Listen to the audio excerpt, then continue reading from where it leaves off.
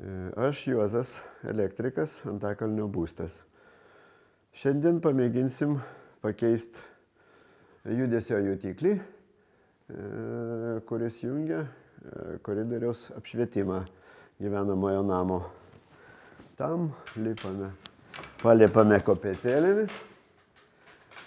Judesio jutikliai šito tipo nuimami pasukant prieš laikrodžio rodyklę 15 laipsnių ir atsikabiname. Po to įsitraukiam pajungimo kaladėlę. Tam reikalui reikia dar pasitikrinti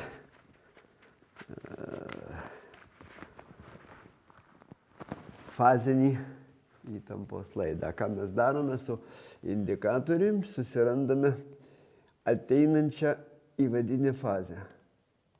Ateinanti įvadinė fazė čia 0. Pasitikrinom įtampą ir atsižymime ateinantį linijinį laidą, linija 0.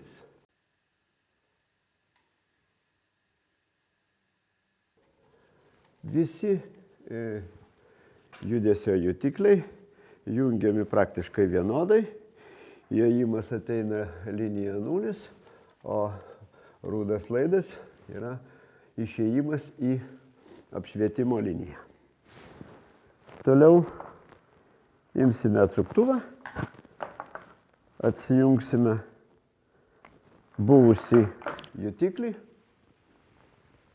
Šį darbą vykdome po įtampą, kadangi ant laidų yra kontaktinė kaladėlė ir prisiliesti prie atvirų laidų tikimybė maža. Ir buvęs jutiklis nuimamas.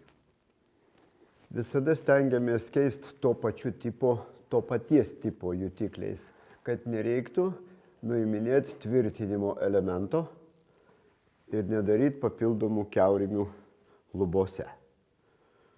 Imame jutiklį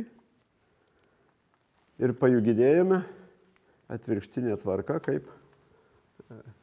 kaip nuėmėm. Tai yra išėjimo laida pirmiausiai einanti į lempų apšvietimą. Po to prisuksime fazinį laidą, linijinį.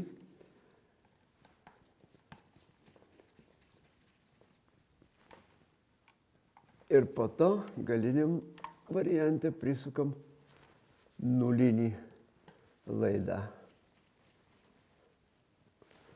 Pasijungia į gnybto kaladėlę daviklio laidus, sustumėme į kiaurimę ir jutiklį galima bandyti uždaryti.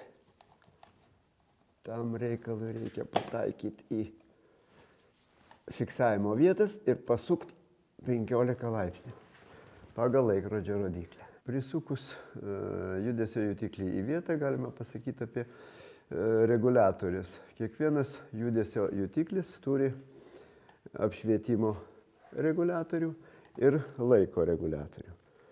Laiko reguliatorius reikalingas, kad būtų galima įstatyti švietimo laiką nuo pusės minutės iki 20 minučių. Gyventojų pageidavimų, paprastai klausiame gyventojų. Gyventojų pageidavimo optimalus variantas yra minutė 15, minutė 20 sekundžių. Mes ar tai telefoniniu, ar tai laikrodžio pagalba pasižiūrėdami ir pareguliuojame, laiką ir laukiame, kada jis sudirbs ir kada užges.